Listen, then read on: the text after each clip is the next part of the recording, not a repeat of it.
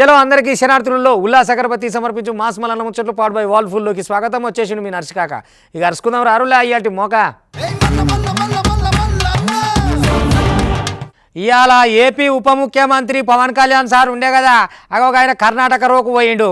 పోయేటాలకు ఆ ముఖ్యమంత్రి వాళ్ళు కుట్రా ఘన స్వాగతం పలికిరు.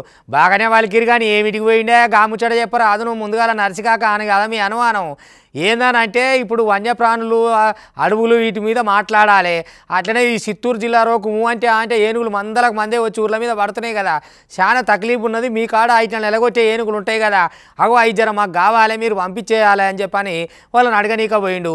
ఇక అక్కడి మంత్రులతో మాట్లాడిండు, ముఖ్యమంత్రి సిద్ధరామయ్యతో మాట్లాడిండు, ముద్దుగా ముచ్చట పెట్టి వచ్చిండు అన్నట్టు. మొత్తం మీద అయితే ఇంకా ఏమేమి ముచ్చట్లు చేసిండు ఏం కథ అనేది అరుచుకుందాం రారి. అభివృద్ధి అంటే గిట్ల చేయాలి కదా చూసిరా. ఇప్పుడు పోయిన తాప జగనాలు ఉన్నప్పుడు ఎట్లుంటే ఏనుగులు అంటే వస్తుండే, ఇక వాటి బాధను ఎప్పుడన్నా పట్టించకుండా ఇప్పుడు ఉప ముఖ్యమంత్రి పోయిండు చూడు ఊర్ల మీద ఏనుగులు పడుతున్నాయని. అగో AP deputy CM Pawan Kalyan sir Karnataka రాష్ట్రంలో పర్యటించిండు కదనుల్లా. బెంగళూరు చేరుకున్న పవన్ కళ్యాణ్ సారుకు కర్ణాటక అధికారులు స్వాగతం అయితే జోరుగానే పలికిండ్రు. ఇక అటెనక చిక్కి కర్ణాటక సీఎం సిద్ధరామయ్య తోటి పవన్ కళ్యాణ్ సారు మాట్లాడుకొచ్చిండు అనుకో రాదుర్రి. ఇక వన్యప్రాణుల ముచ్చట మీద అటవీ సంరక్షణ అంశాల మీద మొత్తానికైతే మాట్లాడుకొచ్చిండ్రట. ఎందుకంటే అంటే వన్యప్రాణులు మొత్తం ఊర్లలోకి వచ్చి ఆగమాగం చేసి జనాలను భయపెడుతున్నాయి కదనుల్లా. ఇక గా ముచ్చట మీదనే మాట్లాడుకొచ్చినట్టు తెలుస్తున్నది. చిత్తూరు, విజయనగరం, పార్వతీపురం జిల్లాల పరిధిలా ఏనుగులు ఊళ్ళ మీదకి వచ్చి పంటలు మొత్తం నాశనం చేస్తున్నాయి కదా, ఇక ప్రాణహాని కలిగిస్తున్నాయి అని జనాలు కూడా చెప్పుకొచ్చిండ్రు. ఇక గాముచ్చట మీదనే ఇక అట్లా వచ్చే ఏనుగులు తిరిగి అడవులకు పోయేటందుకు ఇక కుంకి ఏనుగులు అవసరం అని చెప్పి ఇక వీటిని ఏపీకి ఇయ్యాలని పవన్ కళ్యాణ్ సార్ పోయి కోరినట్టు తెలుస్తున్నది. ఇక గిట్లున్నది మరి ముచ్చట. ఇక చూడుండ్రి కావాలంటే. We went for a 7-point agenda. One is about red sanders smuggling. The second one is about IT initiatives, how IT initiatives are making wildlife management and forest management quite well through IT initiatives. And second is about ecotourism initiative, which Karnataka is at the forefront. And of course about wildlife poaching and how to contain it. That is one aspect. And the last one is elephant and human conflict and elephant movement tracking.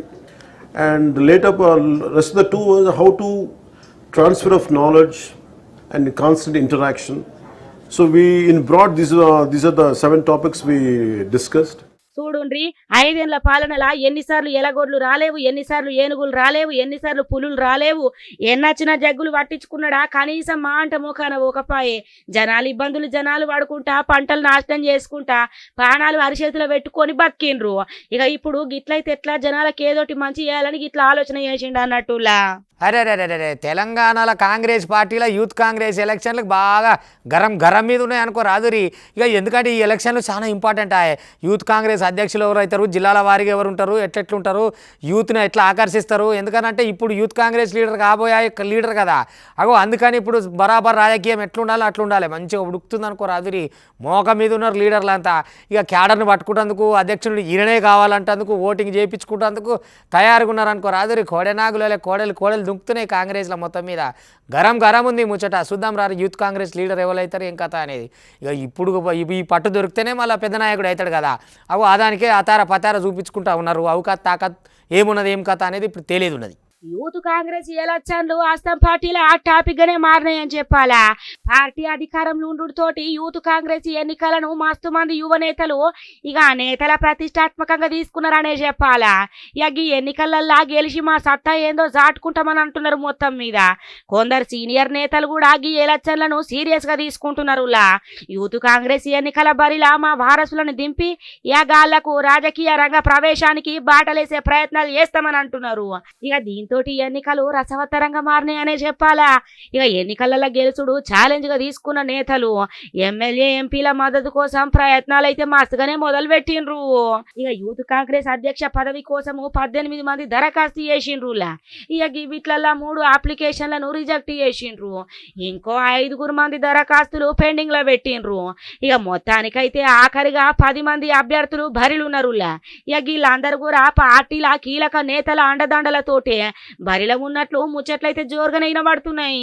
ఈ 10 మందిలా కొందరు సీనియర్లు మా వారసులను పోటీలో పెట్టంగా ఇక ఇంకొందరు అయితే వాళ్ళ అనుచరులను రంగంలోకి దింపిండ్రు. ఎమ్మెల్సీ ఎన్ఎస్యుఐ రాష్ట్ర అధ్యక్షుడు బాల్మూరి వెంకట్ కూడా యూత్ కాంగ్రెస్ అధ్యక్ష పదవి కోసము ఇక జోరుగానే పావులు కదుపుతున్నాడు. ఇక మంత్రి పొన్నం ప్రభాకర్ కుటుంబానికి చెందిన తరుణ్ గౌడ్ కూడా పోటీలు ఉన్నాడట. ఇక సిటీ నేత జక్కటి ప్రభాకర్ కొడుకు శివచరణ్ రెడ్డి కూడా యూత్ కాంగ్రెస్ అధ్యక్ష పదవి కోసము రేస్లో ఉన్నట్టిన పడుతున్నదులా. ఇంకోరోకు యూత్ కాంగ్రెస్ జనరల్ సెక్రటరీ పోస్టుకు దాదాపు 80 మందికి మీదుగానే అభ్యర్థులు పోటీలు ఉన్నారట. బాగానే ఉన్నారు కదా మొత్తానికైతే. ఇక యూత్ కాంగ్రెస్ ఎలక్షన్లు జోరుగానే జరగబోతాయని చెప్పాలా. అయ్యో శినుకులు చిట్టా చిట్టా పటా పటా కొట్టేటాలకు ఆగం ఆగం వరదలు అనుకో రాదురి. ఇక వరదలు వచ్చినాయి ఏ బాగులంగానో పోవాలి కదా. ఏడ సందుంటే ఆడంగా వచ్చినాయి, ఇండ్లకు వచ్చినాయి, నీళ్లు నిలబడతట్లేదు, ఎటు చూసినా తొవ్వలు బంధు రాకపోకలు బంధు. అయ్యా అయ్యా ఏం ఆగం ఏం వానలల్లా చెప్పేటట్లేదు. శినుకులతోటి జాగ్రత్తగా ఉండరు సుమా. ఇక అప్పుడు కేరళలో వైనాడులు ఎట్లా అయింది, ఇక అంతకంటే ఘోరంగా ఇట్లా వస్తున్నాయి అట వరదలు. నిమ్మలంగా ఉండి ఈ 4-5 రోజులు వర్షాలు ఉంటుండే మొత్తం నీళ్ళ ఇళ్ళకి వస్తుంటే ఇక ఏం నిమ్మలం ఉంటుందిలే మీకు కూడా. కానీ చిన్నగా చేతి పోసుకోరు, ఇక ఏం చేద్దాం రారి. వానలు మొత్తం ఏడేడు ఎట్లా చేస్తున్నాయి ఏం సంగతి అనేది పూరా కరుచుకొద్దాం. శినుకులే ఉన్నాయి పోరి. అబ్బా కొంచెం కూడా గెరివియకుంటా వానలు ఎట్లా కొడుతున్నాయి. ఉల్లా భారీ ఆనలకు వాగులు వంకలు పొంగి ఒర్లి ఇళ్లకు కూడా నీరు చేరుతున్నది. తూర్పు గోదావరి జిల్లా దిక్కు గోపాలపురం మండలము దొండపూడి రాజంపాలెం ఊర్లల్లా కాల్వలు డ్రైనేజీలు పొంగుడుతోటి ఇళ్లకు మొత్తం నీళ్ళు వచ్చినాయి. ఉల్లా దుఃఖంలో కూడా ఆన నీరు చేరుడుతోటి మొత్తం కష్టమైపోయింది అక్కడ బతికేతందుగాళ్లకు. ఓ పక్క కొవ్వాడ కాలువ జోరుగా ప్రవహించుడుతోటి దొడ్డపూడి ఊర్ల కొవ్వాడ సబ్ కెనాళ్లకు భారీగా వరద నీరు వచ్చి చేరింది. రెండొద్దుల కాంచెల్లి కొంచెం కూడా గెరివియకుండా వాడుతున్న ఆనలతోటి డ్రైనేజీలు పంట కాలువలు కూడా పొంగి ఒర్లుడుతోటి నీళ్లు బయటకు పోయే దారి లేకుండా ఇక ఇండ్లలో వచ్చి మొత్తానికైతే చేరింది అనుకో రాదుర్రి. ఇక ఊర్లున్న పంట కాలువలను ఆనిచ్చుకొని కొందరు ఇండ్లు కట్టుకున్నారు. కాలువలను మూసేసుడుతోటి ఈ పరిస్థితి ఏర్పడిందని ఊరోళ్ళు అయితే చెప్పుకొస్తున్న మాట కావాలంటే చూడుండ్రి. అబ్బో చూసినారు వానలు బాగానే కొడుతున్నాయి కదా గటు దిక్కు. కనీసం కాలువెట్ట సందు లేకుండా ఇంట్లో కూడా బతకచ్చేటట్టు లేదు కదా నుల్లా. ఇక గక్కడట్లుందంటే ఎన్టీఆర్ జిల్లాలో ఎడతెరిపి లేకుండా ఆనలతోటి వాగులు వంకలు పొంగి పొర్లుతున్నాయి అనే చెప్పాలా.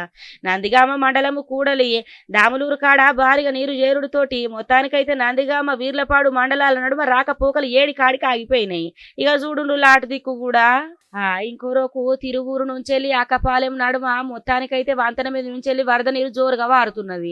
దీంతో రెండూర్ల నడుమ రాకపోకలు ఏడి కాడికి ఆగిపోయినాయి. అటోళ్ళటే ఇటోళ్ళు ఇటే ఏ బాధ చెప్పుకునే తందు కూడా లేకపోయిందుల్లా. తిరువూరులున్న మల్లమ్మ చెరువు ఈ కనుమల చెరువులకు వరద నీరు పోటెత్తిందుల్లా. వరద ప్రవాహంతో కనుమల చెరువుకు గండిపడే అవకాశం కొడుతున్నదట. ఇక జర పైలంగుండూరులో నీళ్ళతో